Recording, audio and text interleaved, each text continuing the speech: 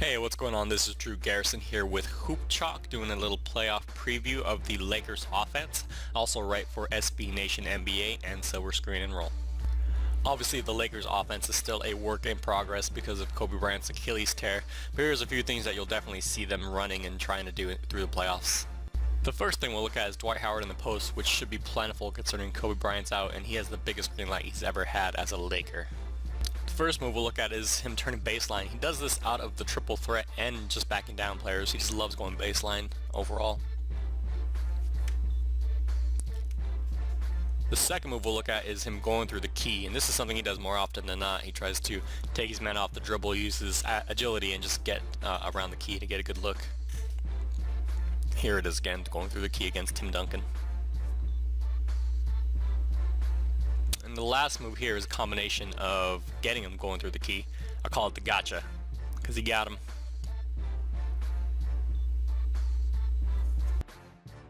The next thing we'll look at is Powell the Maestro, who will be expected to do a little bit of everything for the Lakers offense.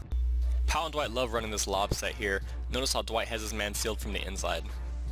Powell's going to check it off though and back down David Lee.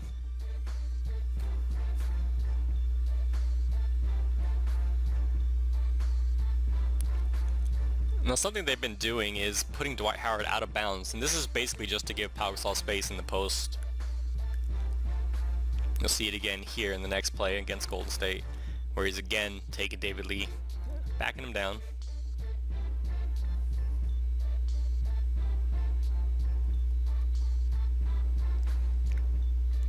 Here he is working the triple threat against the younger Myers Leonard. And again, working Anthony Davis in the triple threat, taking him off the dribble. Of course, Pau Gasol's not just a post player. He can also pop out into the mid-range, which he'll do here. Notice how far out of position LaMarcus Aldridge is here. And no Pau breakdown is complete without a great pass from him to Dwight. Two bigs do work, huh?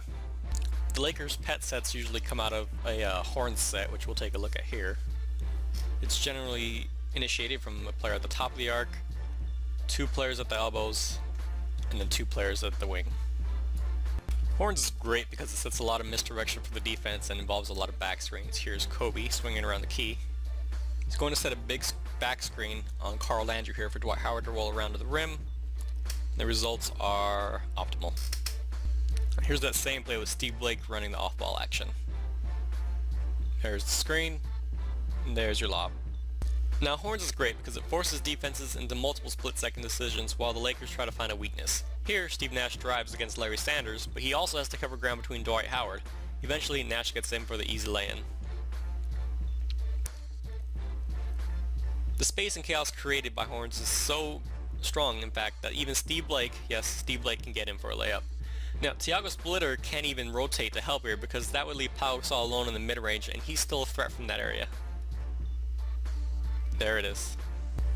When the Lakers really get rolling in Horns, it's beautiful to watch. It's like clockwork.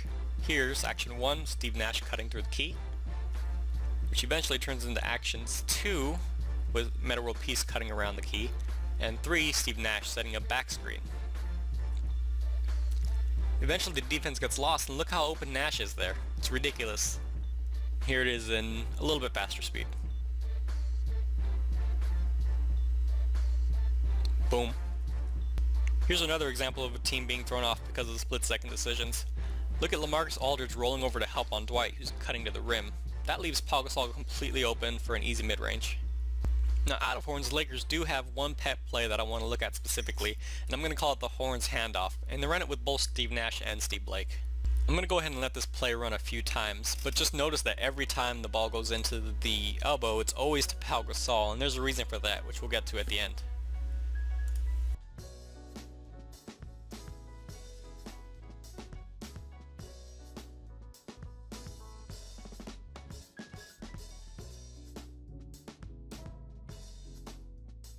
I imagine some of you have figured out why this happens every time with Pau, but if not, here it is. If Pau's man moves over to cut off the handoff, that leaves Pau alone at the mid-range for an easy jumper.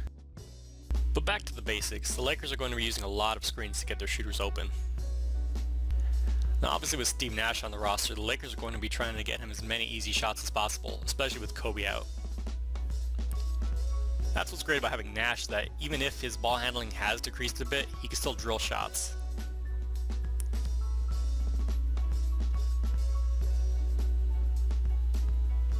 And if the defender goes over the screen, that's even worse.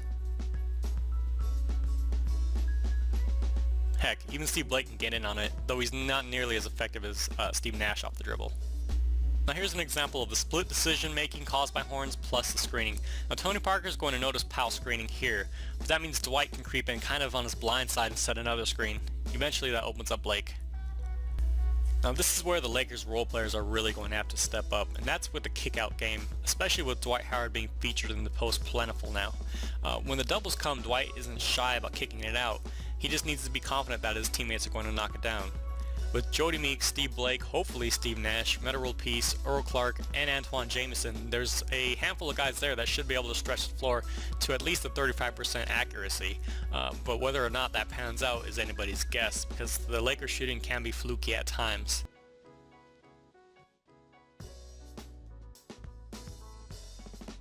Obviously the Lakers offense will be hamstrung without Kobe Bryant at the helm, but they still have plenty of tricks up their sleeve, using horns and using the post and things like that. So they should do alright as far as their offense goes. It'll again come down to their defense performing. But that will do it for the Hoop Chalk edition of the playbook.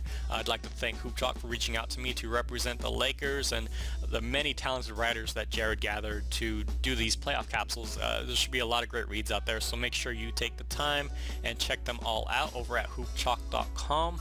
And if you are a Laker fan or want to see more of my work specifically, feel free to check me out at www.silverscreenandroll.com and follow me on Twitter at DrewGarrisonSBN. Thank you for your time. Let's enjoy the playoffs, everybody.